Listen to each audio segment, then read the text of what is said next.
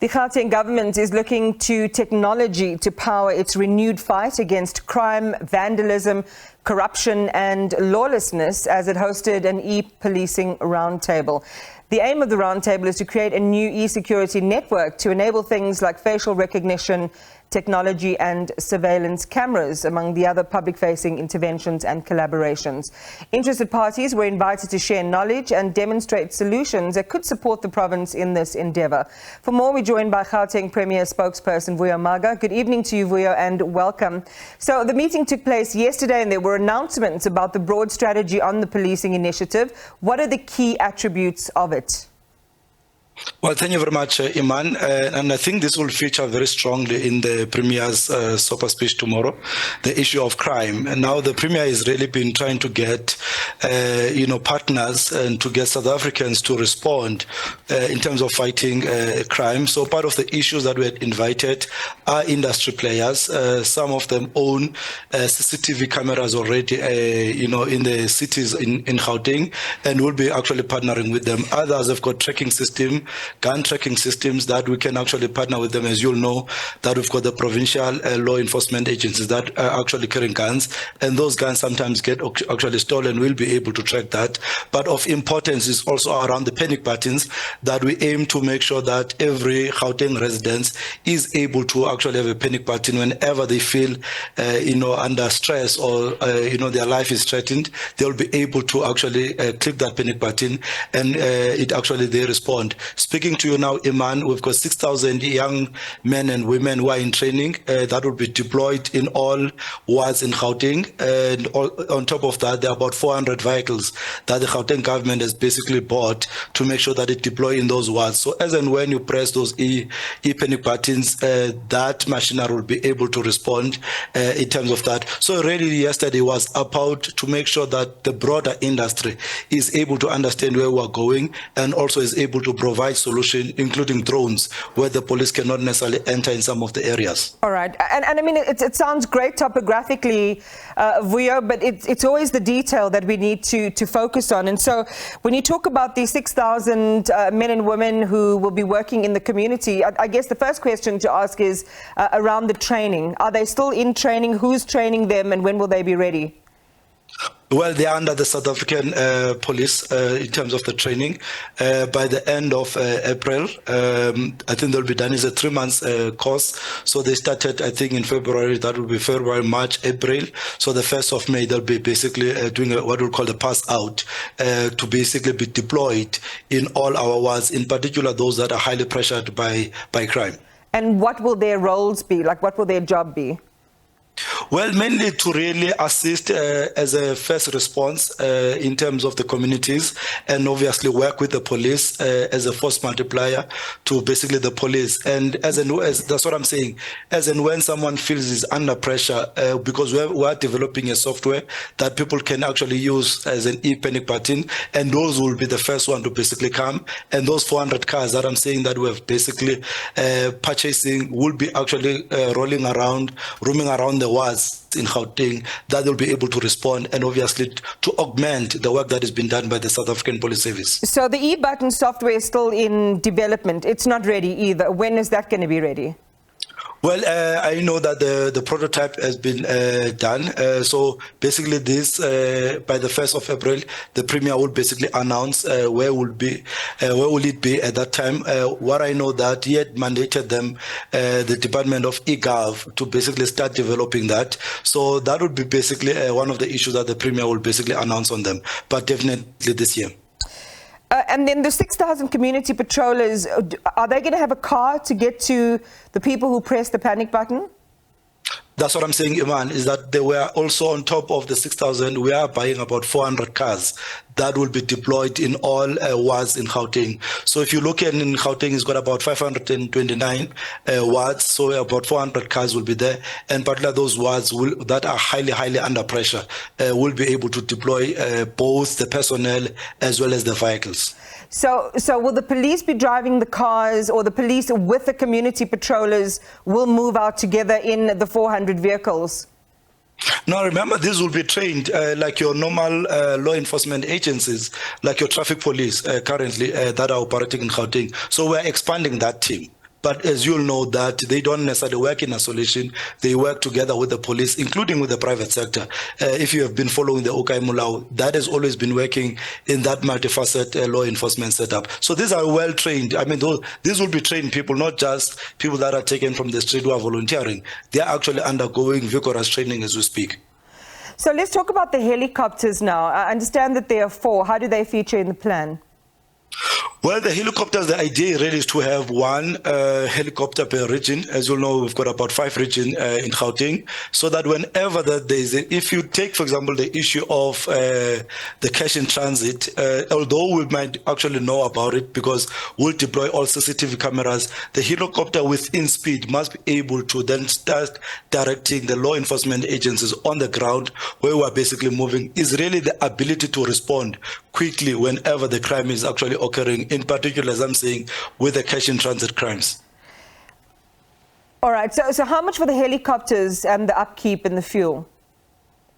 No, that one will be, in terms of the cost of it, that's the work, to say, let's rent them, because to maintain them and to actually buy them at once might be much more costly to the fiscals. So part of the issues that we have then requested the Treasury to look at what are the best options around it, but the spirit of them to be actually here is actually being committed by the Premier.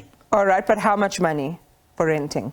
No, that's what I'm saying, Iban. The Treasurer has been basically tasked to deal with those those details. I'll tell you what my concern is, Vuyo, and not to, not to be negative about the idea, but I'm just processing the data that you're sharing with us. I mean, it is important that there is a collaborative community of experts who are going to deal with the, province where crime is endemic and it's rife. But it sounds like this was a premature announcement. If things like the panic button is still being prototyped, it hasn't even been really tested for efficacy. We're not sure if the IoT is going to work between it, the drones, the helicopters, and the boots on the ground. Why did the Premier want to release this now when the plan doesn't seem to, with respect, be properly formulated? I might not necessarily, Iman, to be really in the privileged way of announcing what the Premier would really say in his SOPA address, but I can promise you and your viewers, as soon as the Premier basically entered the office, that was his priority, instructed both the community safety and the Department of eGov basically to do the work. The work has been done, speaking to you. Not only the work has been done, there's been prioritizing of the budget of Gauteng, moving from the department from a mere 600 million budget department to actually a couple of billions. So the focus of crime is not necessarily an issue that we're talking about. It's actually also backed up by the budget. We had to prioritize some of the things that we believe are a luxury or possibly a nice to have, to make sure that we redirect the resources to fighting crime. So the focus is there, Iman. As I'm saying, the budget has been increased for the community safety to respond to this. Because if you don't do that, we might as well kiss the Gauteng goodbye, because no one will ever come and want to invest in Gauteng, never mind living in Gauteng. Vuyo, let's talk about the partners and the stakeholders you brought to the table. These were handpicked people, right? Initially our understanding was that it was almost an open call to people with technology, resources and experience in the field, of e-policing, or maybe not even e-policing, but have technologies that would be adaptable and, usable in an e-policing environment. Is there going to be room for more partners to come on board with their ideas and solutions? Because, again, we don't want to go into a context where it's cherry-pick people and, we again worry about corruption. No, it's going to be room. I mean, it's going to be quite open, and the Premier will speak on that, how we're going to go about it. Of course, everyone who's got better technology, for example, around the gun tracking, because it's one of the issues. Some people who actually can assist us in terms of drones will obviously be allowed to play in that space. The people who've got CCTV cameras currently to augment the work that has been there, because if you go throughout the city of Johannesburg, though some of those CCTV cameras are already there, our job is basically to plug and basically work with them. And this will also be backed up by what we'll call the command center, where all the forces, law enforcement agencies, both in the private sector as well as in government, are able to understand what is basically happening in Gauteng and the ability to respond on time. So it's really everyone would be allowed whenever that we come. What we wanted to know now, almost similar to the energy export that we had 2 days before, what is there in the market beyond from what we are basically dealing with? And we're pleasantly surprised that there's more that is in the market that maybe we might not necessarily be aware of. Really, that was basically the purpose, so that we call as many people who've got this solution to really assist us to push back the issues of crime. Again, it sounds like, a lot of that detail around the Internet of Things, the deals and the agreements around connecting systems and creating these universal CCTV camera, content solutions, for example. I'm not sure if I've heard whether that's been provided. But we sit with the problem, Vuyo, a very basic problem, not only in Gauteng but across the country. For example, the non-functionality of the 10111 number, and some people would say we're going to solve problems which in an ideal solution would be fantastic. Press the panic button, especially if you're a woman coming home late at night in a poorly lit street and trying to get home. That'll be a wonderful solution for me. But if I can't even get through to the 10111 number, where are our priorities? No, remember, Emmanuel, though we're working really with national, that number becomes a national number. That is there. That's what I'm saying. If you press that panic button and we've got that command center, that is not only mandated by the police or the local law enforcement agencies, but inclusive of the private sector, you will be able to understand which vehicles are around to make sure that they are quickly deployed in your area of movement. Of course, we are in the hope that the national police are able to really fix and respond quickly on terms of the 10111. And I don't want to really enter into that space because it might not necessarily be my space in the provincial space. And so which experts did you draw on, and did the Premier's office draw on, Vuyo, to formulate this plan?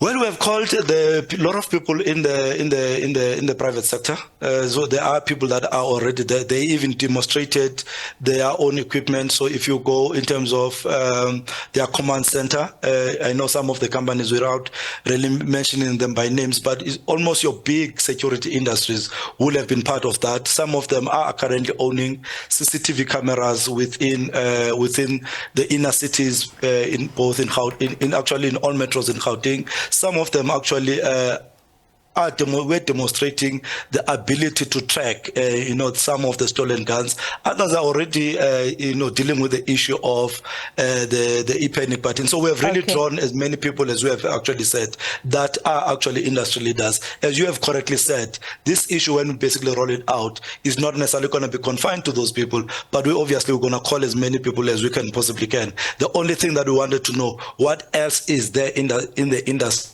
beyond what we have basically done since the Premier came on board.